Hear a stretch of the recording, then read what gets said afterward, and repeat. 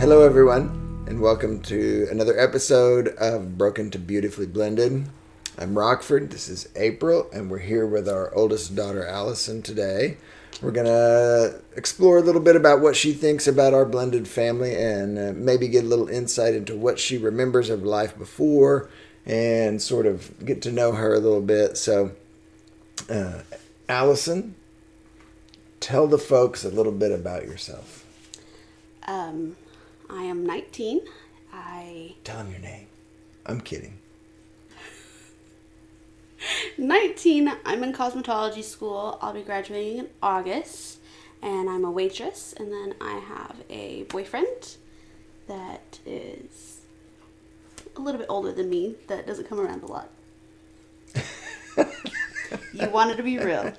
That's exactly true. I said just before we started, how come he doesn't ever come see us? So, all right. 19. Going to be done with school before long. Mm-hmm. So, do you remember life before we got married? Mm-hmm. So what do you remember about pre-married to Rockford days? Well, I remember our old house where we lived with Aunt Carol and Giovanni. I had my own bedroom. That was like the only time I had my own bedroom. And I'm still very sad about it. I still want my own bedroom, but I'm gonna move out for that now. I also remember living with Nana and Grandpa John, sharing the bedroom with Thomas and sleeping in the bunk beds. That was right before we got married. Mm-hmm. Mm-hmm. So, did life seem different then than it does now? Well, Mom was always working and having to make enough money so that we could live, yeah. I guess. And it was always, we had to have somebody else watch us so that she could go work. So Nana and Grandpa John would watch us so she was at work, and then she'd get home, hang out with us for a little bit, and then go to bed and restart. Whereas now that she has you, and she's had you for 10 years, she can,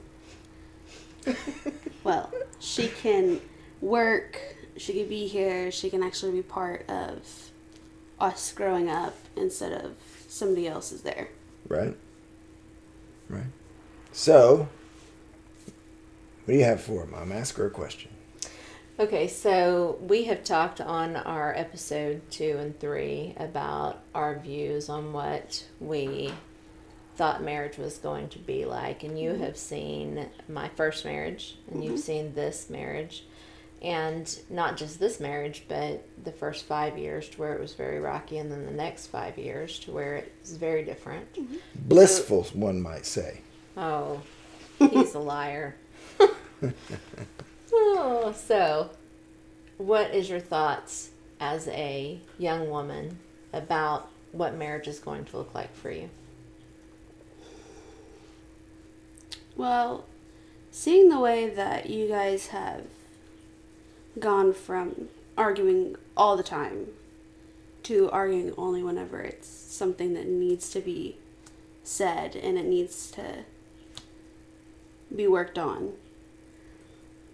I'm hoping I don't argue a lot, because I've seen some bad arguments with y'all and I don't like that. I also understand that I'm very gung-ho set in being independent, and I'm going to have to rely on somebody else to be there. I don't know how well I'm going to do that, but... So, how does it work with you and Alex? I mean, do you guys feed off of each other, or is it you just sort of telling him what to do, or what? No, we feed off each other a lot. When we first started out, it was a lot of me telling him what to do. And then as we've been together a lot longer, I've backed off from being very like, we need to do this. Let's go. We're going to do this. To where now it's like, we could sit in a room and I'm like, hey, can you do this? And then he'll be like, yeah, can you do this? And It's not us, like, demanding for each other to do something.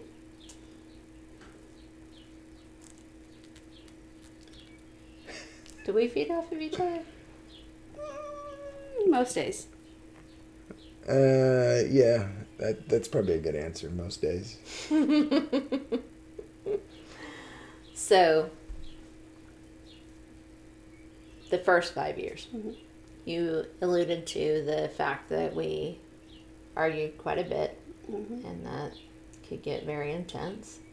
So, what was that like from a kid's perspective? Some very scary car drives. What does that mean? Y'all would start arguing, and then you would just shut down real quick. Yeah. And it would just be like... In the car? Yo, yes. You would argue. There would be an argument, and then you would stop talking to each other, and you would look out the window, each of you, not say a thing, and then we would be sitting in the back like, I don't want to say anything, because I feel like I'm going to get my head bit off. I don't want anything to happen. But Interesting. I don't remember a lot of fights in the car. I remember a lot of fights at home. I don't remember very many in the car. I remember the fights when you're sitting in the kitchen arguing with each other, and you think we could hear you, so then you kind of start, like, quietly arguing with each other, and I always hated that. And I'm like, we could still hear you. I don't understand why you got a lot lower. Well, that's what parents do. Well, it's what we used to do. Now you go upstairs. Yeah. It's not like we can't hear you up there either, but I mean, there's a lot more walls between us then. So, since then, what have you noticed over the last 5 years that's been different? I've seen you guys be more of a unit when you're talking to us kids. And it's not like you're both having your points, coming at it and contradicting each other and then telling us something. Whereas now I see you guys being more of a unit talking to us. Okay. So, has it affected at all your idea of what marriage is? Has your idea of what marriage is changed in the last 5 years? Now, Yes. some of it's going to change because of your age. I mean, most young girls grow up in young teen years. I mean, it's like a fantasy for getting married, like the day of getting married. But The wedding. is that what it's called? But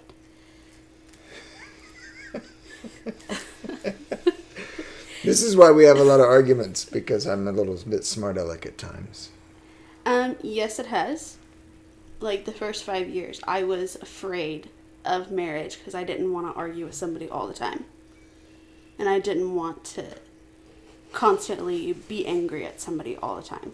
And now that I've seen, like as I've gotten older, that it's not about the arguments, that you two love each other a lot, and that you both think different ways.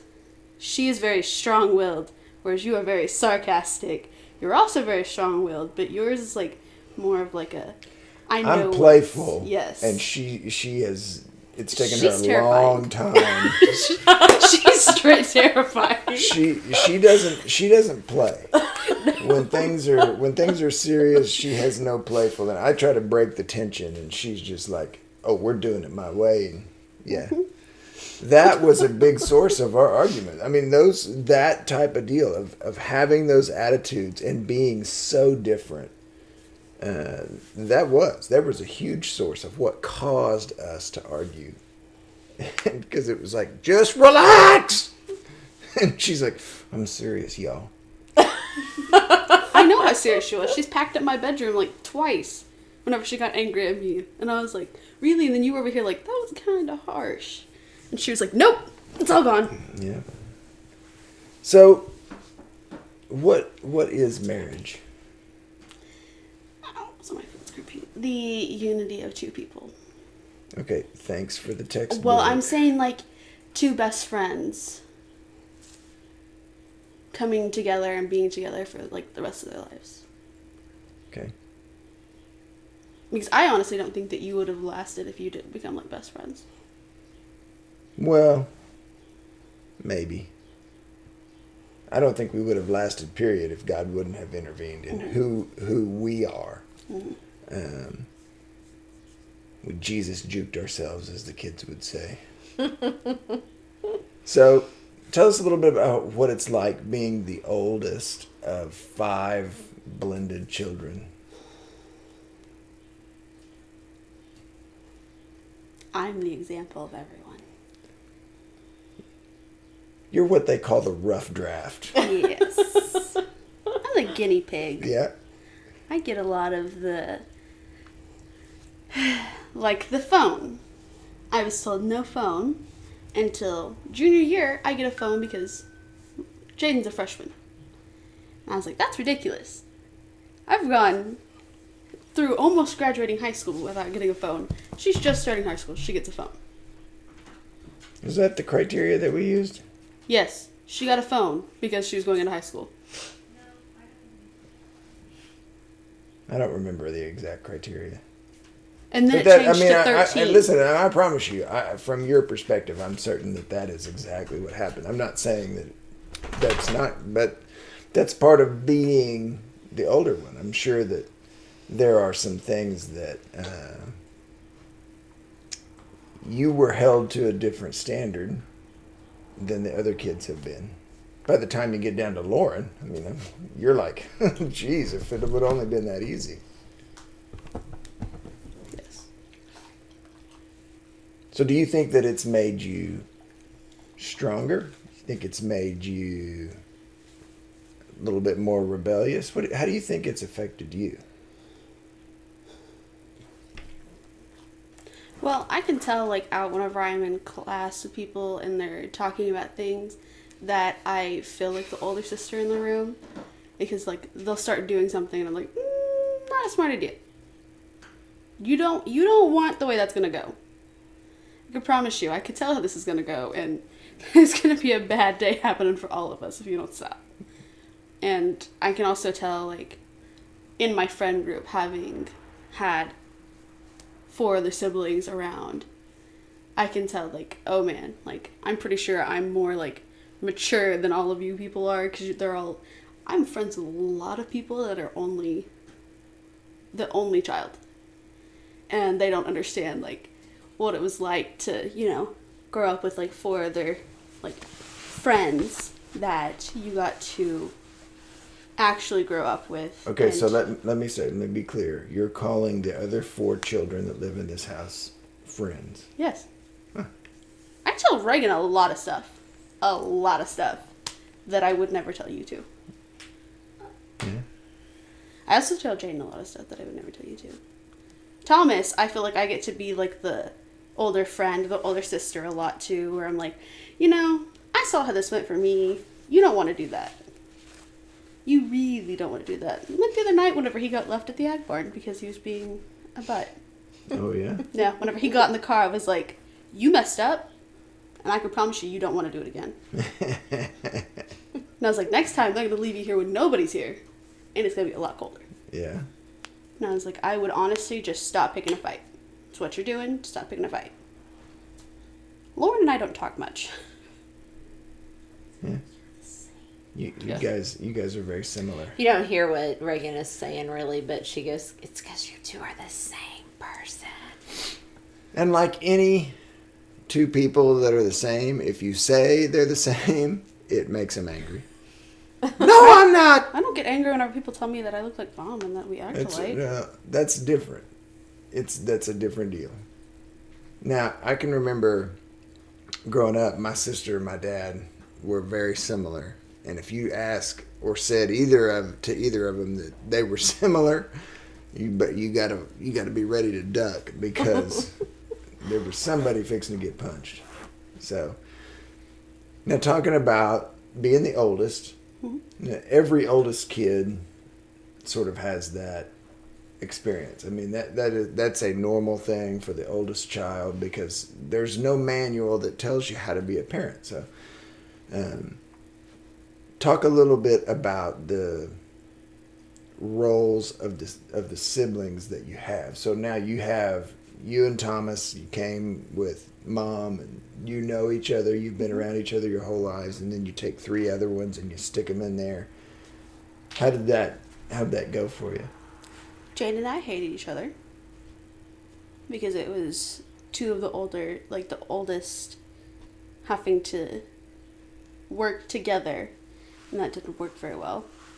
She hated that she was no longer the oldest. I can tell you that right now. And we had to both work on being okay with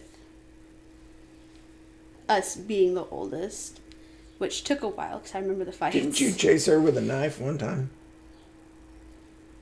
I thought it was Reagan that I chased. No. It was Jane, and Reagan was on the couch crying. I remember that. Jane and Reagan was on the couch crying. We were trying to have a date night.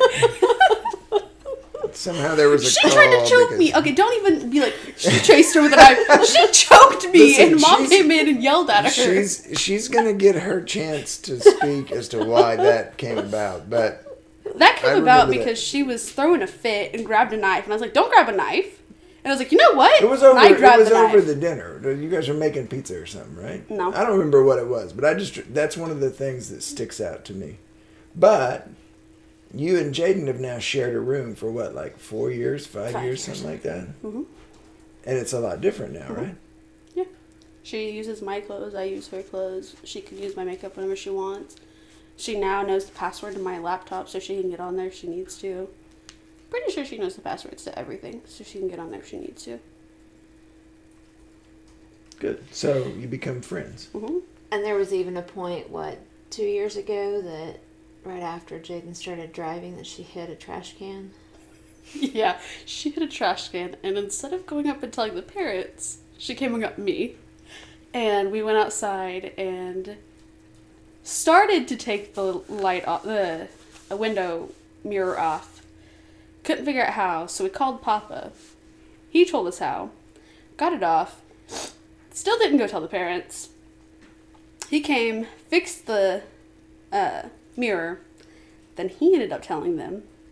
Because he was like, I brought the mirror. Because he showed up and then neither of us were here. Yeah. Neither of us were here. I was here. I mean, what are the chances that this could happen? And he called me and said, let the girls know that I've fixed the mirror. And I said, what was wrong with the mirror? And he said, they told me they were going to tell you.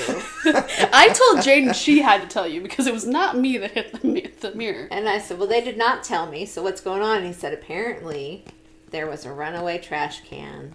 It got hit. And the good thing is that the kids, they got together and they figured out how to get it fixed. And I said, The funny thing is that they don't know tonight. Is I let Jaden take my car to school, and then once it was fixed, I drove is it a Nissan? Yeah. Drove the Nissan over to the school, got in my car, and then left her with the keys and drove my car on to work, so that you wouldn't have known. It's a big master plan that they had. Except for Papa messed it up for you, huh? Yeah. But I mean that shows what coming together can do and how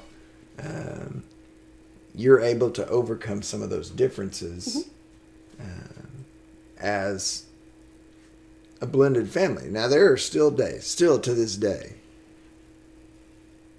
kids at different times believe that they get treated differently based on who their biological parent is. Now, does that seem like that's as big a deal now as it was in the beginning?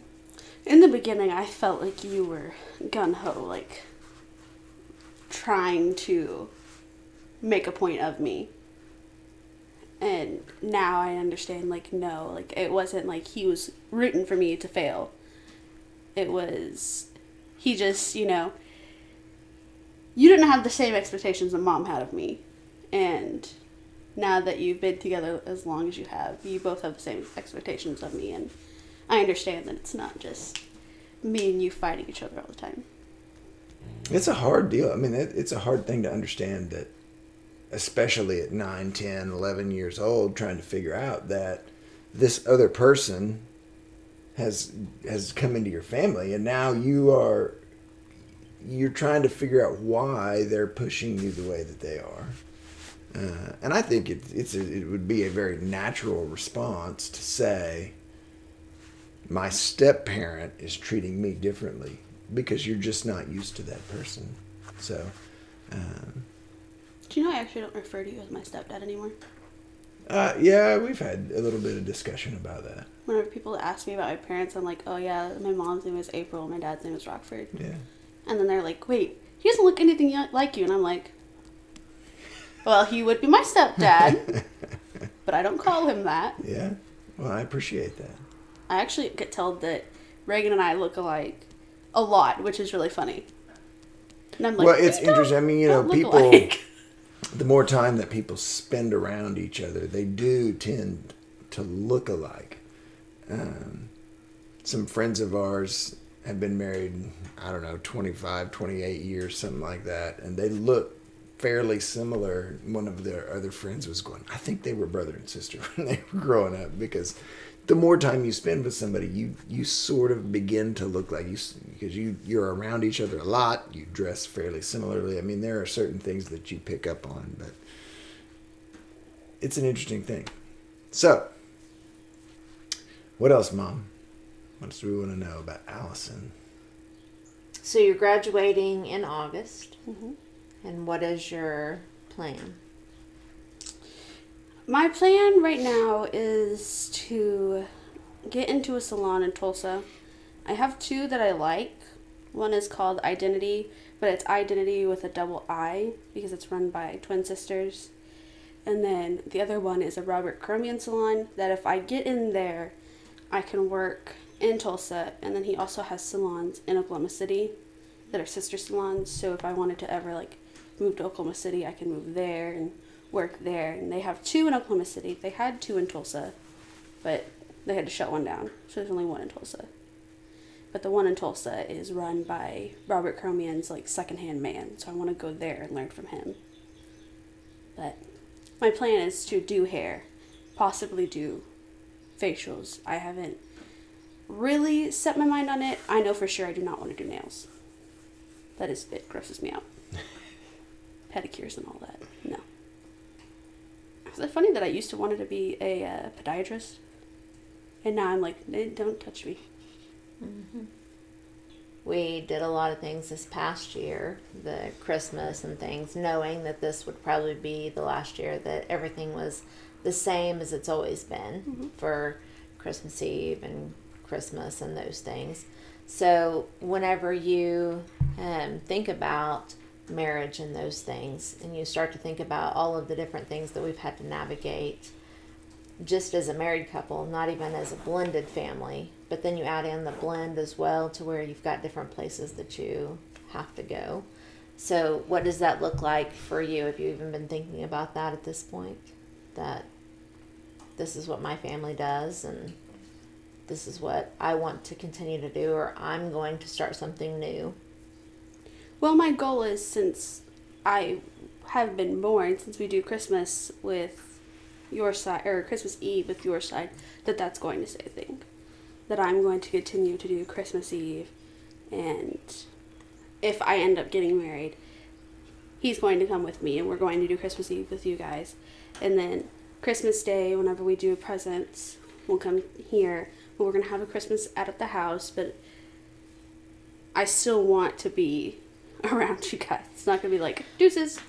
Well, maybe it will, maybe it won't. That's what I'm saying. You got to start thinking about those things now, because it's very important, I think, whenever you do cleave, to have that, this is how I feel about these things, so that whenever it comes up, it's not a surprise and it's not an argument, so that you can just say, look, this is what's going to happen, and you can go on. Does that seem... Mm-hmm. Yeah, no, those are conversations that people don't ever tell you that you should really have. What do you do for 4th of July? Well, my family has for 25 years gone to fireworks at Oklahoma City. And, my family has, sat around and drank beer all day long. I mean, you don't have those kind of conversations. And then you get married, and the first holiday after you get married, somebody's feelings get hurt. I mean, that's a typical thing. So being prepared for those kind of things is always helpful. Yeah. So. Keeps you from, like we were talking about, having that first year of marriage 5 or 10 times, because you never really have those conversations and decide this is what we're going to do, and then move on doing your family tradition. Yeah. All right. So this is Allisin. This is some of the things that she has experienced so far since we've been married, and we're excited to be able to share that with you. Thank you for doing this. Do you have anything else you want to add? I was thinking about whenever he said earlier about the whole, like, what is, like, the way that you guys have blended as siblings. And I was thinking about how I became, like, the mama bear to Thomas. Whenever he got the whole asthma attack thing at the school. Yeah, or the church. at the church. Yeah. I immediately thought of that after, like, we started talking, and I was like, I like to Mama Thomas, and whenever that happened. So that is something we can talk about, and then we can follow up with Reagan on her side. So that happened about a year after the incident with Reagan. And so whenever Reagan fell with the step stool and it collapsed on her thumb, and we had to take her to the hospital, you pretty much lost your head the whole time. Yeah, I did. Okay, there was blood there. I don't do blood. Well, and it was a very stressful, new situation. And we walked through it very calmly, even though you were freaking out. And then about a year later, you had to keep your head and help Thomas with this asthma situation where you had to come back and get his medication and take it back to him. So tell me about what was going through your mind on that first day whenever Reagan fell and was pinned in the step stool. I remember thinking that it was my fault. Okay. And that I had literally just, like, cut her thumb off. Yeah. And then I didn't know how to get her out of the stepladder. So we started screaming for you because I didn't know where you were either, but I knew that I couldn't get her out of the step stool. And whenever you came in, you lifted it up and got her thumb out. I was just like, okay, yeah, no, her thumb's cut off. Like, I know it's cut off. It's not going to be able to be, like, sewn back. And I'm freaking out because I was like, it's all my fault. And then whenever you were like, we got to find you the kids. Pretty sure I ran the block looking for them. And I was just like, yeah, no, I can't find them. Which is actually really funny because I don't run. But apparently I thought I needed to. And I just remember being very, like, guilty that I had, like, just cut her thumb off. So what had happened was Allisin was cooking and Reagan was sitting on a fold-up step stool, and Reagan was notorious for leaning in chairs, and she had her thumbs in the hinges, and whenever it collapsed under her with her thumb completely bent back and contorted like it shouldn't be, and it had ripped open. And so whenever I got Allisin to leave and go look for the other kids, I helped Reagan get a rag and ice. And as she's sitting there, she's just going, I'm so sorry. And I said, it's okay. It's not a big deal. We're going to call Dad. We're going to go to the hospital. And so on the way to the hospital, Allisin kept trying to get Reagan to just be still and just be quiet. And I said, it probably helps to rock back and forth. she was rocking. And I was just like, oh, then we got to the hospital and got her taken care of. She did really well. And then you got to see an example of somebody being in a stressful situation and not freaking out. And whenever Thomas was at the church, we were actually, again, at the ER with Reagan because Reagan had a episode with being extremely dehydrated, and we thought that maybe she had a stroke.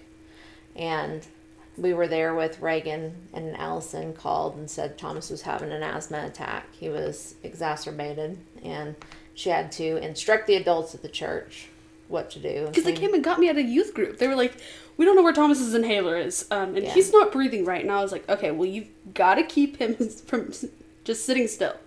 He's got to breathe. You got to make sure he's breathing. I got to go get his medicine. And so she came and got his medicine, brought it back to him until I was able to get there and bring him back to the ER as well. Made sure he took the whole breathing treatment because that little boy does not like to do that. Yeah.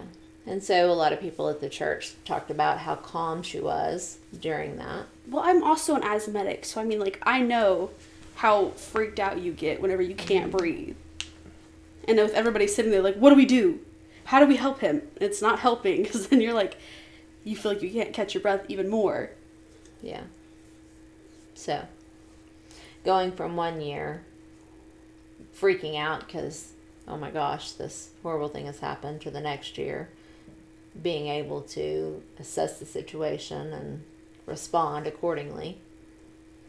What is it that you think you took away from those two situations? The freaking out does not help. And that the calmer that you are, even though you're probably in the inside like freaking out, like the more calmer you appear is the essence you're going to give off to everybody else, so that they feel a lot more calm and safe, and it's not like, oh, we have to do something, he's going to die. Like, you feel a lot more at peace. I don't think I cried in front of Thomas. I think I cried on the car ride, but I knew that I had to be calm. Yeah. And he was fine. He's gone to the emergency room several times after that because of it, but... All right. So. Anything else? No?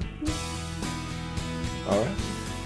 We'll see you guys next time on Broken to Beautifully Blended. Thanks.